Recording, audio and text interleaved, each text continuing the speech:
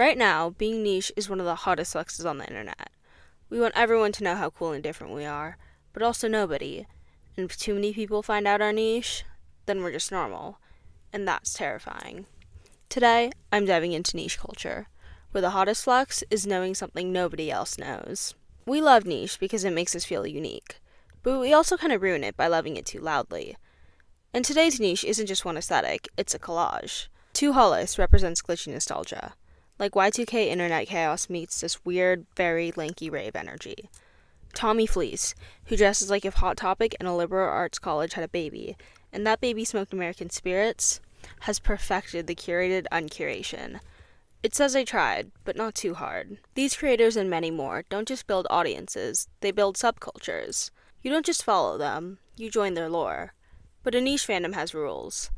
Arrive early, gatekeep to survive, and panic when the crowd gets too large. This brings me to Fake Mink, a symbol of the niche paradox. He started as a guy everyone whispered about. He felt like Tumblr 2014. He felt like a burnt geek bar over cheap vodka as you sit in the back of an old car belonging to someone you know you're not supposed to be with. But it seems like, almost overnight, he went from FL Studios to Playboy Cardi's LA stage. And with his gain in clout, most notably gaining followers from Frank Ocean and Claro, came his loss in appeal. Fans became upset at the thought of their once secret SoundCloud rapper going global.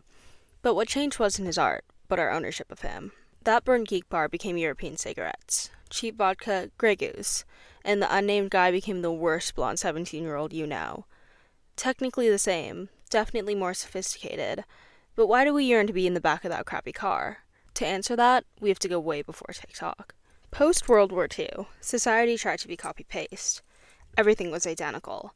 Identical houses, identical families, identical expectations, and teens felt pressure to fit into a mold. So naturally, they rebelled.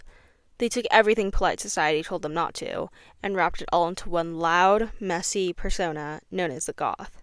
They were disruptive, political, rude, and that's what made them so appealing. They took the teenage angst, felt by thousands across the world, and instead of suppressing it, externalized it for the world to see, giving one of the first instances of the importance of self-expression.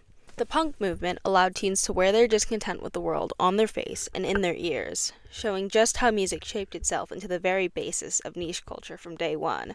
It wasn't always a guy in flared denim and wired headphones telling you he knew the Help way before they even had a band name, but can be traced all the way back to some teenager in the 70s, looking a girl in the eye and telling her to name 5 Kiss songs, and she can't say Beth. Music was no longer just something you liked, it became the architecture of your identity, and as teenagers, that's kind of the only thing we have. Being niche isn't about superiority, or at least it didn't start out that way. It's about possession of self, because without that, what more are we even left with? Being called a loser with a slushy to the face is one thing if you go cry about it in the bathroom stall, but to take direct ownership in your specific kind of weirdness takes the power from those making fun of you, and suddenly it's yours.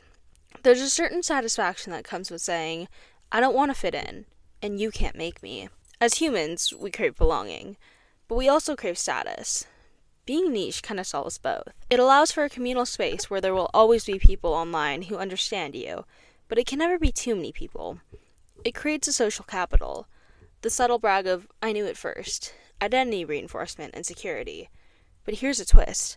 We broadcast our niche identity so others know we're special, making the niche no longer niche.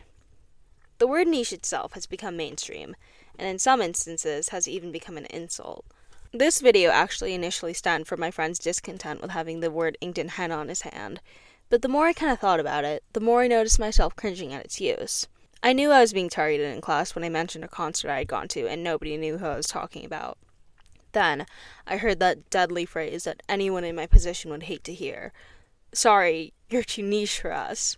Followed by what I'm sure was a smirk and a giggle had I been paying enough attention. Now, this comment didn't hurt me because it wasn't my intention to peacock my music taste, but all in all, I knew that it was meant as an insult. This demonstrates a common form of self-contradiction that often comes when things get too far popularized. They almost hit a full 180, where what once was cool is back to being corny. Niche was originally claimed as a deflection against criticism, but 50 years later is ironically being used as an insult in my history class. This goes to show that no matter how many Spotify followers your favorite artist has, or how small a venue they're playing, niche is no longer about rarity. It's about status. And that, combined with the demonization and fear of being basic, only drives people further into the arms of a SoundCloud subscription. When a niche grows, fans feel threatened. They lose their insider badge.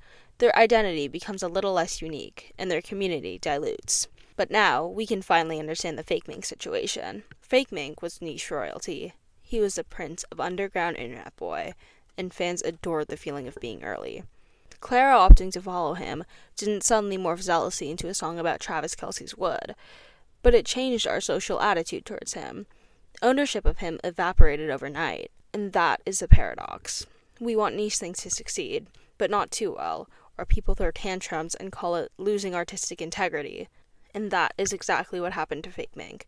He didn't sell out, he succeeded, but success is now the number one way to get kicked out of niche. So I guess my point is, niche isn't even about the art anymore. It's about how we see ourselves associated with it. But that kind of begs the question, once everyone's in on the secret, was it ever even about belonging? Or was it about being the only one who belonged? Let me know what you think. Like, comment, subscribe, or don't. I'm fine staying niche. I'll just be better than you.